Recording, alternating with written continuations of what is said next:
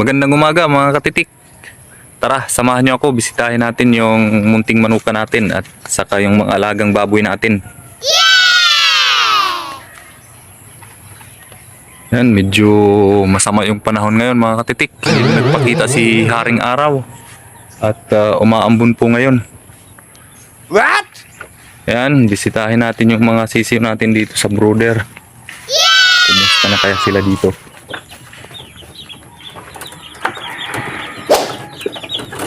Oops, yan mga katitik, dalawa yung nakikita kong babae, dalawa o tatlo. Bali, apat yung siguradong lalaki dito mga katitik yan, mga white kills yan mga katitik. Dito naman sa kabila, ayan, may puti rin.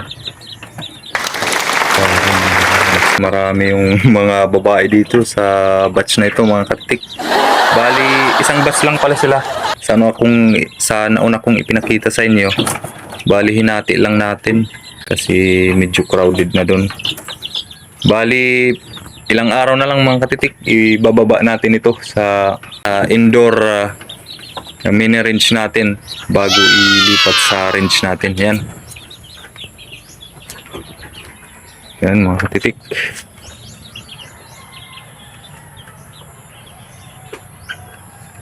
Bali, ito na lang yung mga corded natin, mga katitik. Ito yung nabili nating pure tornado hatch. Nga lang maliit, mga katitik, yung nabili natin.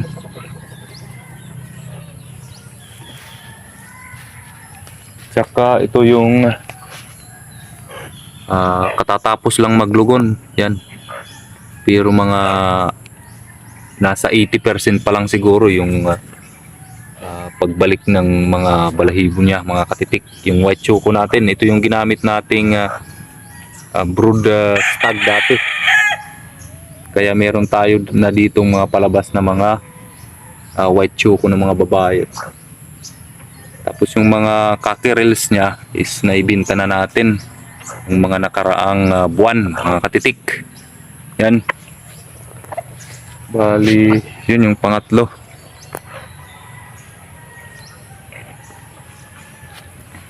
Yan, umuulan na mga katitik.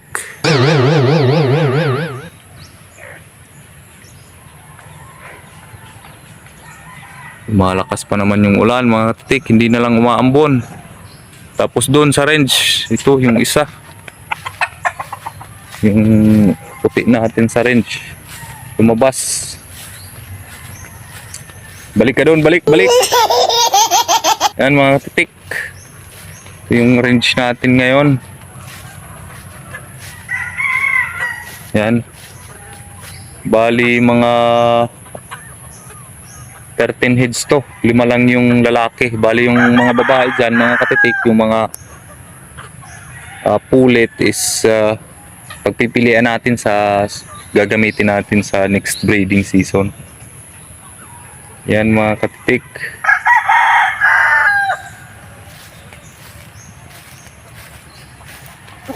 Tapos meron tayong bullstag. Yung isang bullstag natin ito, napilayan, sumabit yung tali. Hanggat ngayon nagre-recover pa rin, pero okay, medyo okay na siya ngayon mga katitik. Tapos ito naman yung isa natin. Ayan, white kelso din yan mga katitik. Saka dito sa kabila, white kelso. Tapos dito naman, ito yung mga babae natin mga katitik, mga pullets. Yan, anak na yan ng white choco, yung white choco na babae, dalawa katitik. Yan. Dito naman, 4 lang, 5 lang ito mga katitik. Dalawa yung stag natin dito,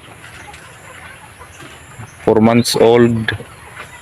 Tapos dalawa din yung babae, mga white kelso ito mga katitik.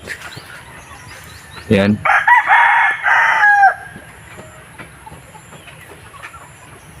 Tara naman mga katitik, at samahan nyo ako. Puntahan natin yung mga biik natin. Meron nga pala tayo dito. Meron tayong batch dito ng dome. Yan, may white choco din mga katitik at saka yung Gilmore natin. I-crinus natin sa Milsim's Black. Tapos yung dalawang bulik na yan, yung dome natin, anak yan sa nakuha natin kay Bibo Enriquez na dome nila. Nakalahin na natin yan mga katitik. Kaya meron tayong bulik dito. Nagmula yan sa bloodline ni Bibo Enriquez na dome. Yan. Tapos ito na po mga katitik yung update sa ating mga baboy. Wow. Nag-isang buwan na ito. Mahigit mga katitik dito sa kulungan na ito mula nung iwalay. Ayan.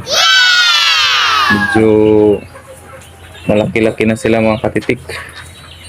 1 month mga katitik. Yan po yung isang buwan mula nung iwalay. Yan. Malalaki na mga katitik. Sana magtuloy-tuloy pa at lumaking malulusog. Iwas sakit sana mga katitik. Yan yung mga panalangin lang natin sa ating mga alaga. Para pagdating ng panahon, kung maganda yung tubo, of course, maganda rin yung kikitain natin. Yan. 14 heads ito mga katitik. Tapos meron tayong 5 piraso dun sa bahay. Bali, another 19 heads. Yung kagaya nung sinundan na batch nila. 19 heads din yun, yung ibininta natin. Bali, ito 19 heads rin. Yan. Ulan na mga katitik. Yan, makikita nyo yung mga tipis natin, walang mga laman. 3 na lang yung naka-cord natin. What? Yung white choco, yung nabili nating tornado hatch, tapos yung isa na street comb.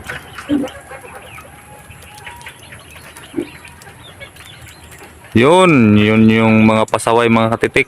Nakadapo na dun sa tubo natin. Kaya maraming ipot doon. Kailangan talaga may bantay palagi para mapapaalis sila. So yan mga katitik, hanggang dito na lang. Bye-bye.